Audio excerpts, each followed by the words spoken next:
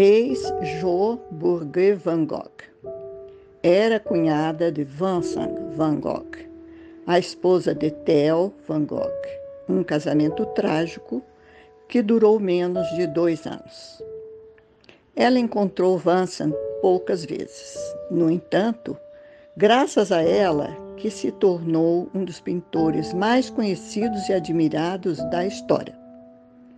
Jo Bongen, a mulher que revelou Van Gogh, chamava-se Johanna Zecina Bourget. Tinha 22 anos quando encontrou Theodor Van Gogh em Amsterdã, 1885. Ela, jovem professora de inglês num liceu de Utrecht. Ele, um marchand de arte que começava a fazer seu nome em Paris. Ele frequentava Gauguin, Pissarro, Lautrec e tentava, sem sucesso, vender os quadros do seu irmão Vincent. À época, a saúde mental de Vincent já havia começado a se deteriorar. Assim que o casal anuncia seu noivado, o pintor corta sua orelha, depois de uma série de discussões e desentendimentos com Gauguin em Provence. Mas ele continua inacreditavelmente produtivo. Vincent envia seguidamente as telas a Theo. Ele as produz cerca de 1 obra por dia. As telas se amontoando no apartamento parisiense de Theo. 9 meses após o casamento, Jo tem um filho, que ela dá o nome de Vincent.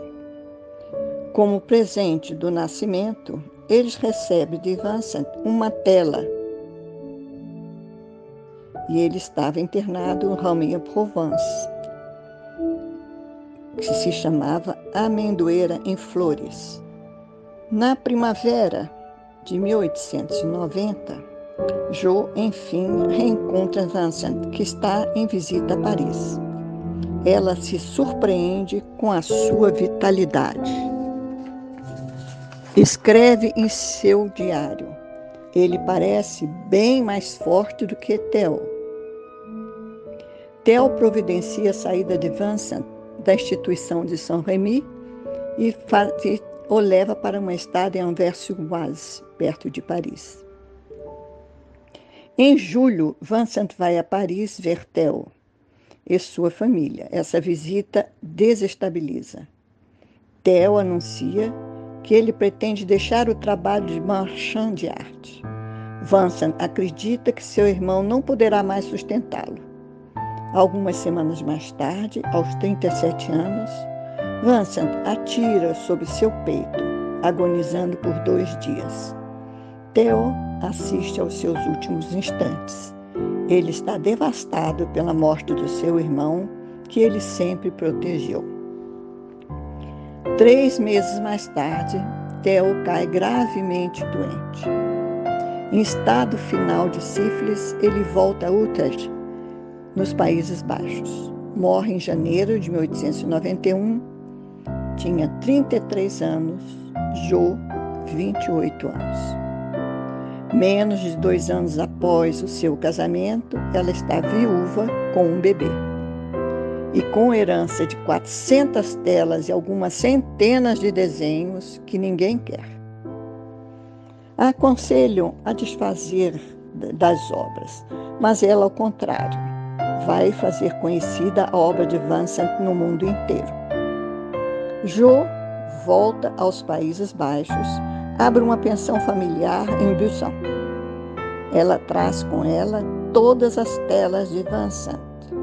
As paredes da pensão são totalmente cobertas. Ela começa a classificar a correspondência de Theo e seu irmão. Vincent enviou centenas de cartas descrevendo o seu processo criativo. Paralelamente, ela lê as obras sobre história da arte. Encontra críticos, termina por convencer entre outros, Ian West, a ler algumas cartas para melhor entender a obra. Ele começa a apreciar o trabalho de Vincent, que julgava inicialmente vulgar. Com o apoio, ela organiza a primeira exposição individual de Vincent van Gogh em Amsterdã em 1892.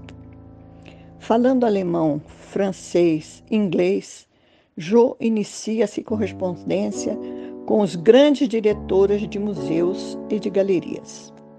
O mundo da arte parece pronto a descobrir a obra de Vincent van Gogh. Em 1901, Jo se casa com o pintor Johan Claude Groschok.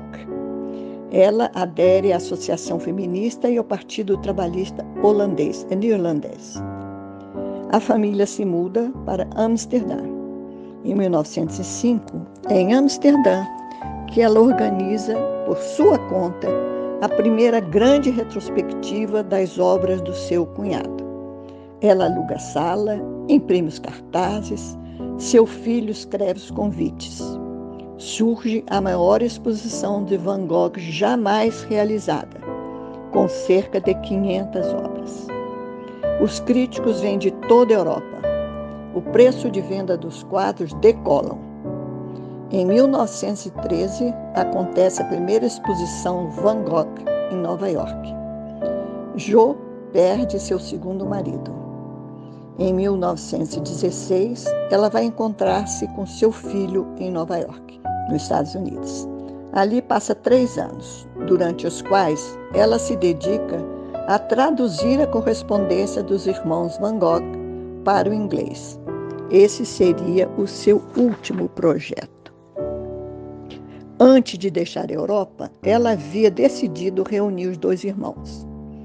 Exumou o corpo de Theo, que se encontrava em um cemitério neerlandês, para enterrá-lo ao lado de Vincent, em Auvers-sur-Oise. Portadora da doença de Parkinson, ela retorna a Amsterdã e falece aos 63 anos, em 1925. Na morte, Jo ainda possuía 220 telas de Van Gogh, que ela legou ao seu filho Vincent. Uma coleção que vale hoje muitas dezenas de milhares de dólares. Uma coleção que, em 1959, tornou-se proprietário da Fundação Van Gogh. Está exposta em Amsterdã desde 1973. Entre 1891 e 1925, Jo conseguiu vender mais de 200 telas de Van Gogh. Mas ela guardou aquelas às quais ela era mais apegada. Entre elas, 2 das 5 telas dos famosos girassóis. Terminou vendendo uma das 2 alguns meses antes de sua morte, para a National Gallery de Londres.